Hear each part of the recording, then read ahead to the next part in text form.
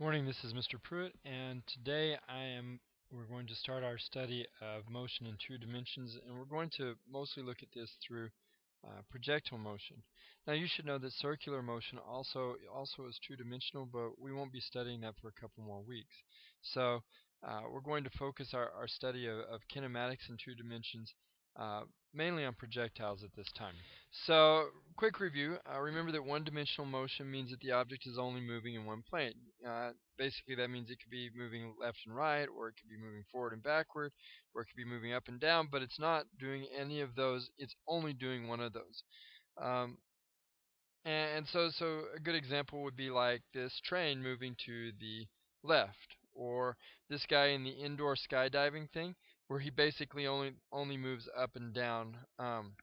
He can move up with the current, or when he falls, he's going to fall straight down. He's not going to be moving side to side too much.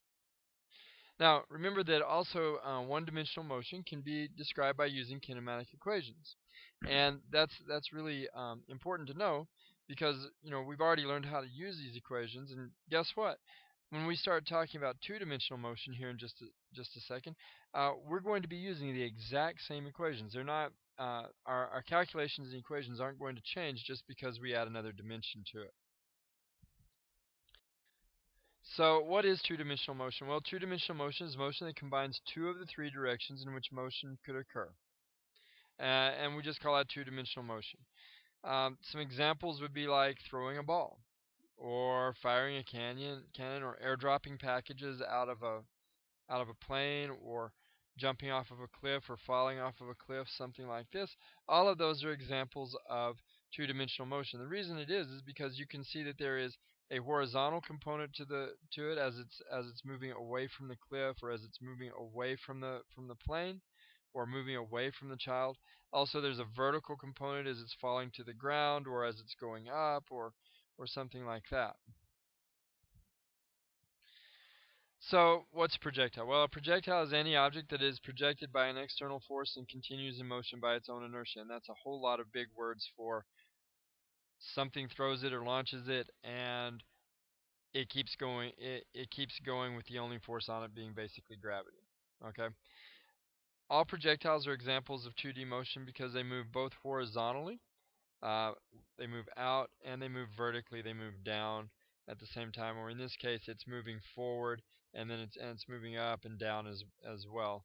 And since both of those motions are occurring simultaneously, we say that this is two-dimensional motion. All right, so when we talk about two types projectiles, there's really two types. There's what we call horizontal projectiles, and basically what they do is they launch parallel to the ground. So, or maybe they drop. Yesterday in the simulation we did with the balloons, where you were trying to drop them on me and Dr. Best, um, those would be considered horizontal projectiles because they're just being uh, like this car being driven off the cliff. It is moving out toward the it's moving forward, and it's moving down, but there was no ramp or anything to give it any kind of elevation first. It's just a straight horizontal launch and down. The other type is what we call angle projectiles. Angle projectiles launch at some angle above the horizontal, and so a good example of this would be like uh, this mortar that shoots the round up into the air, and then it comes back down. So that it makes some type of a parabolic type um, motion as it goes through its trajectory. Throwing a ball up into the air and then having it come down, playing long toss or something like that, would also be a good example of an angle projectile. So there's a couple of really important concepts that we need to kind of get out there before we start really getting into how we analyze this motion. The first one is that the motion of a projectile is actually two one-dimensional motions that occur simultaneously or at the same time. Okay. Um, so basically, if we looked at this cannon that was firing a cannonball, what we would see is this red path right here, and that is the path. That's the actual path of the cannonball. But what's occurring is not one motion along this arc. It's actually two motions. It's a vertical motion where it's dropping, and it's a horizontal motion where it's being projected forward. And these two things just happen to be occurring at the same time, and that's why we can see we see this arc. Okay. Now, the important concept that you need to know out of this is that horizontal motion and vertical motion are completely independent of each other. Okay, the horizontal motion of the projectile is independent of the projectile's vertical motion. And what that really means to you is that what's going on here doesn't affect what's going on here, and what's going on here doesn't affect what's going on here. They're completely independent of each other. In fact, if we wanted to, we could graph just the horizontal motion of this projectile and then graph just the vertical motion of the projectile, and we would end up with two different things that would give us two different pictures of what's going on. Now, since these are independent, there's a couple little points of little minute points that you really need to understand. The first one is that, like, if you pitch a ball horizontally, or if you do the cannon like we saw in the last one, the horizontal velocity of the ball, it stays constant, because once it leaves the pitcher's hand, there's no other force to make it speed up or slow down or change direction. So uh, its speed's going to stay constant in this horizontal direction. But as soon as it leaves the pitcher's hand, gravity takes over and starts to pull it down. So vertically, the ball's vertical velocity is going to increase because gravity causes it to accelerate downward. Remember, that's at g equals negative 9.8. And what we end up with is that these two motions are combining to form this curved path right here. All right, so time's another concept that we need to understand, and basically what you have to remember is that time is the only thing that's between the horizontal and the vertical movement of the projectile that's shared, or that stays constant. Basically, what I'm saying here is that when you launch that projectile into the air, it's going to do two things. It's going to go in the case of an angled projectile, it's going to go up and down, right?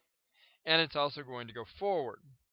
Now, since it's the same projectile, it doesn't spend any more time going up and down than it does going right and left. And so the amount of time that it spends in the air is the same for both the horizontal and the vertical part of its motion. A more famous example of this is what would happen if you shot a bullet out of a gun and you were to drop a bullet at exactly the same time that it came out of the muzzle. Um, which one would hit the ground first? Well, intuitively, most students choose to say, well, the one that you dropped is going to hit the ground first. But the truth is that they're both going to hit the ground at the same time, because gravity is what causes those bullets to come down to come down to the ground, and gravity is not changing. And since these are independent motions, the horizontal part of it doesn't affect how fast it comes down to the ground. Now, the big difference here is that if we were to do this, they would both hit the ground at the same time. This one would just hit the ground next to your feet, and this one would hit the ground a long, long, long way from where you shot from.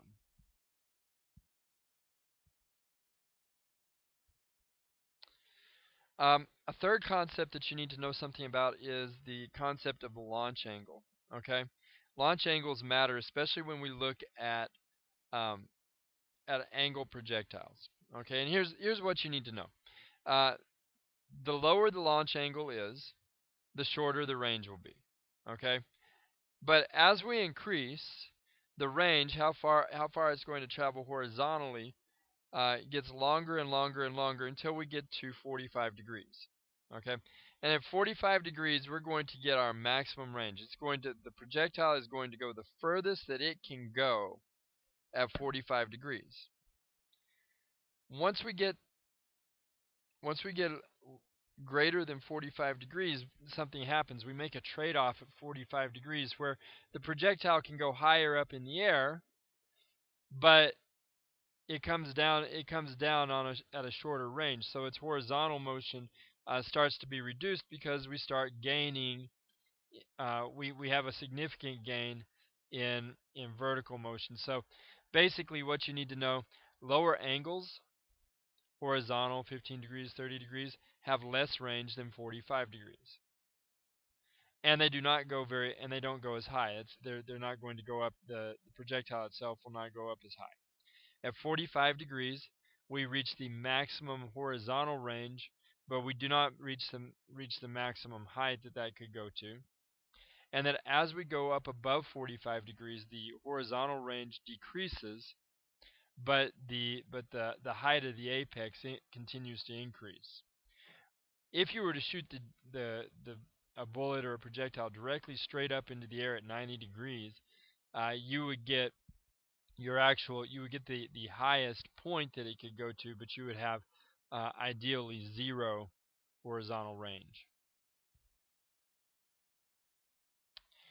All right. The only other thing we need to talk about is the acceleration. Okay. Now here's the deal. When you launch this projectile, if we're assuming that there's no air resistance, or that air resistance is negligible, that it's not enough to make a big difference, then what we've got to say is that there's only one force that accelerates this thing, and it's gravity, which means that the force on the projectile is always downward, and that means that its acceleration is always downward at negative 9.8 meters per second squared. At every single point that we can measure this, the acceleration would be constantly negative 9.8. Okay. Now we also assume that its horizontal speed, these red arrows, stays constant the entire time it's moving through this path. In fact, you can see that in the arrows, because the arrows stay exactly the same length all the way through as it goes up and as it goes down. Okay, but the acceleration causes the vertical velocity to change. Remember that as it goes up, gravity is causing it to slow down, so we see shorter and shorter arrows as it goes up until we reach the apex, where that vertical velocity is 0 meters per second.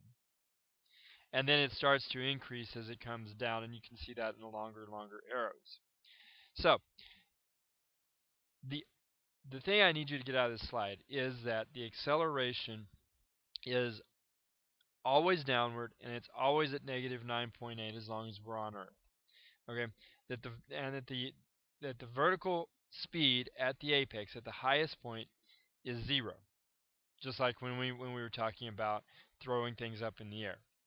And then the last thing that you need to know is that the horizontal velocity, because it's unaffected by any other forces, is constant from the time you project it until the time it hits the ground. Anyway, I hope this is helpful for you, and we'll be looking at this again in a couple of weeks. In the next couple of days, there'll be another one. Uh, have a good day, and see you next time.